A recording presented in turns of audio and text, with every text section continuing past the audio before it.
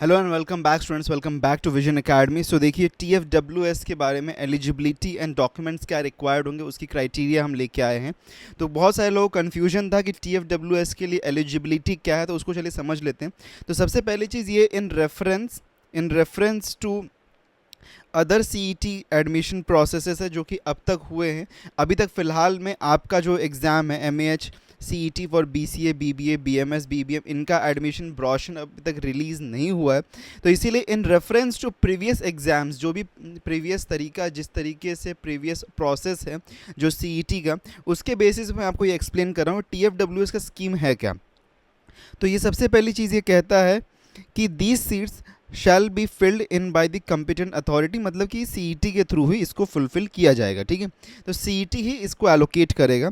The scheme shall be mandatory for all technical institutions offering under graduate programs that are approved by All India Council for Technical Education. AICTE जो भी मतलब colleges उसके through approved रहेंगे, और सभी technical institutions में ये mandatory है होना। जो भी CET के थ्रू मतलब जहाँ पे आपको एडमिशन मिलेगा उसके अंदर मैंडेटरीली ये रहेगा।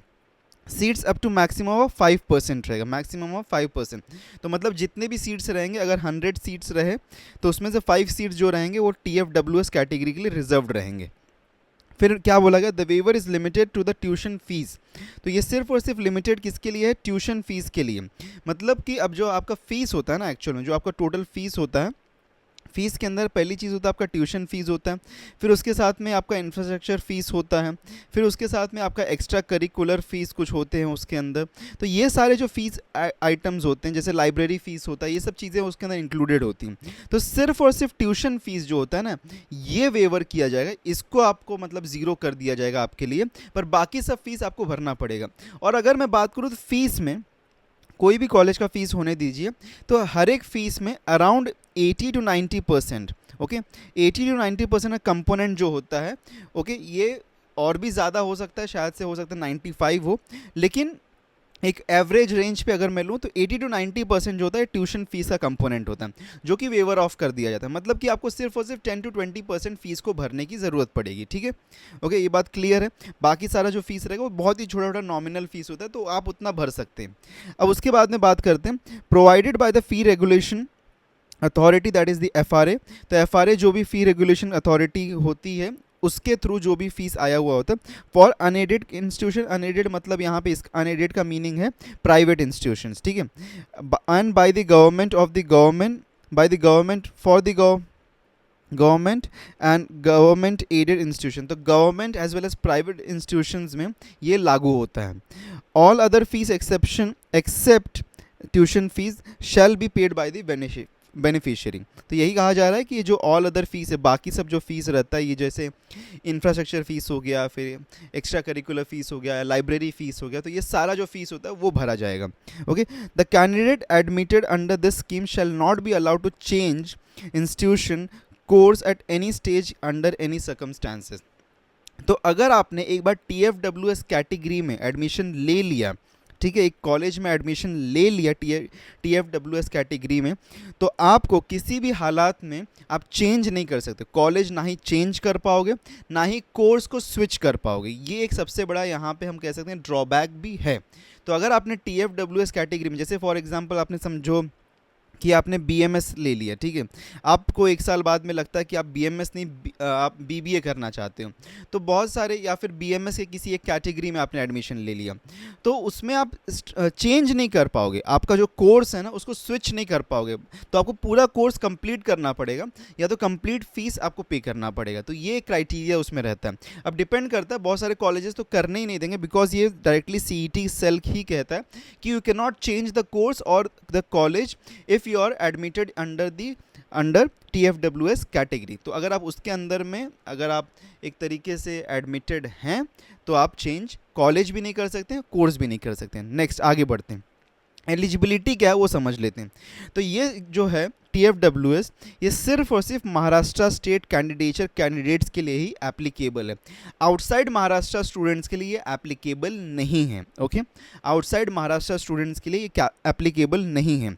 Next, eligible Maharashtra state candidates having their parents' annual income less than 8 lakh from all sources shall only be eligible for these seats, तो जिसका घर का एनुअल इनकम 8 लाख से कम है, ओके 8 लाख से कम होना चाहिए। तो 8 लाख से अगर कम है आपके घर की इनकम, मतलब कि आपके पेरेंट्स की इनकम, तो आप एलिजिबल हैं इसके लिए। और उसके लिए क्या करना पड़ेगा आपको, the candidate shell submit income certificate issued by appropriate authority. तो आपको एक इनकम सर्टिफिकेट सबमिट करना पड़ेगा इस केस में, okay you need to submit an income certificate, ताकि ये बात पता चल सके कि आपके घर की इनकम 8 लाख से कम है और तभी आप एलिजिबल होंगे। तो इनकम सर्टिफिकेट जो है ये बहुत ही ईजिली बन जाता है। इसके लिए आपको करना क्या, गेट योर इनकम सर्टिफिकेट, आपको ये चीज़ बनवानी पड़ेगी। इसके लिए आप महाराष्ट्र में अगर हैं तो कहीं पे भी महाराष्ट्र, ओके महाराष्ट्र ई सेतु केंद्र करके रहता है, ठीक है, इन जगहों पे आप जा सकते हैं। ये लोग आपको ईजिली एक 1 वीक के अंदर ये फॉर्म बनवा के, ये जो सर्टिफिकेट होता है 1 वीक के अंदर टाइमलाइन, मैंने भी बहुत बार बनवाया है, तो 1 वीक मैक्सिमम टाइम लगता है, 1 वीक या 10 डेज़ मैक्सिमम एक टाइम लगता है।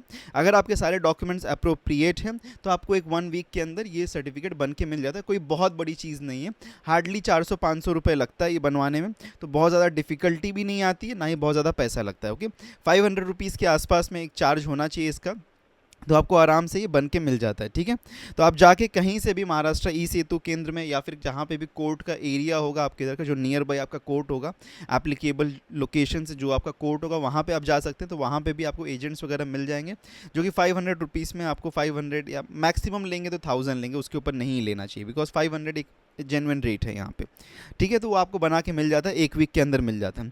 अच्छा, TFWS का प्रोसीजर क्या है एडमिशन का, these seats are allotted by the competent authority, मतलब कि CET as per the inter merit, मतलब कि जो आपका मेरिट होता है, मेरिट के बेसिस पे CET आपको ये सीट्स एलोकेट करती है। इसके ऊपर कोई भी कॉलेज का कोई भी मतलब रोल नहीं होता, CET ही आपके मेरिट के बेसिस पे आपको एलोकेट करती है seat. The competent authority shell invite applications, prepare a separate merit list for this category by following the same criteria as for the Maharashtra state candidates, ठीक है। तो सेपरेट मेरिट लिस्ट का meaning होता है कि आप TFWS का जो एक मेरिट लिस्ट बनता है वो अलग बनता है, ठीक है। तो TFWS का मेरिट लिस्ट जनरल स्टूडेंट से अलग रहता है, लेकिन जब आप फॉर्म भरते हैं तो ऐसा नहीं कि आपको अलग कर दिया जाता है उनसे पूरी तरीके से। आप फॉर्म जब भरेंगे तो जैसे समझो कि आप जय हिंद में अप्लाई करना चाहते हो, तो जय हिंद में अप्लाई करना है तो आप जय हिंद TFWS एक अलग कैटेगरी होती है, फिर जय हिंद का जो नॉर्मल कैटेगरी रहेगा वो अलग रहेगा। उसके बाद में समझो कि उसके बाद में आप समझ लो कि आपको मीठी बाई में अप्लाई करना, तो आप यहाँ पे मीठी बाई TFWS कैटेगरी में अप्लाई कर सकते हो। उसके बाद में आप जनरल मीठी बाई में भी अप्लाई कर सकते हो। तो अगर आप जब जनरल में अप्लाई कर रहे हो इसमें, तब आपकी कैंडिडेचर जो होगा वो as reference to the general category देखा जाएगा, लेकिन जब यहाँ पे TFWS होता है तो आपका मेरिट लिस्ट TFWS में चला जाएगा, ठीक है। तो इस हिसाब से आप प्रेफरेंस लिस्ट को उसमें भर सकते हो। वो क्या होता है अभी हम समझेंगे बाद में, लेकिन इसमें इस तरीके से आपका जो मेरिट लिस्ट होता है, फाइनल मेरिट लिस्ट जब आती है तो वहाँ पे जनरल जो कैटेगरी का मेरिट लिस्ट होता है वो अलग होता है, TFWS का अलग होता है, फिर रिजर्व का कैटेगरीज का अलग होता है, तो उस तरीके से बनता ही है।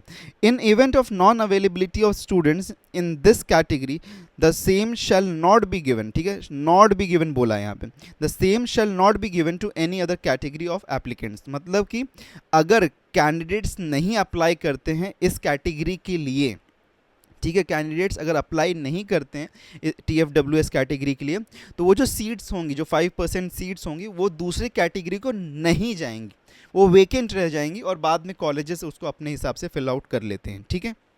तो इसीलिए आप अप्लाई कर सकते हैं, बिकॉज बहुत बार ऐसा भी होता है कैंडिडेट्स अप्लाई ही नहीं करते इस कैटेगरी के लिए। तो चलिए, ये था कंप्लीट इन्फॉर्मेशन आपका TFWS कैटेगरी के बारे में। तो इसके बाद भी कोई भी और डाउट रह जाएगा तो आप पूछ लीजिएगा कमेंट करके। मिलते हैं नेक्स्ट वीडियो में। Till then take care and good bye. Channel को सब्सक्राइब नहीं किया तो सब्सक्राइब कर देना। मिलते हैं नेक्स्ट वीडियो में।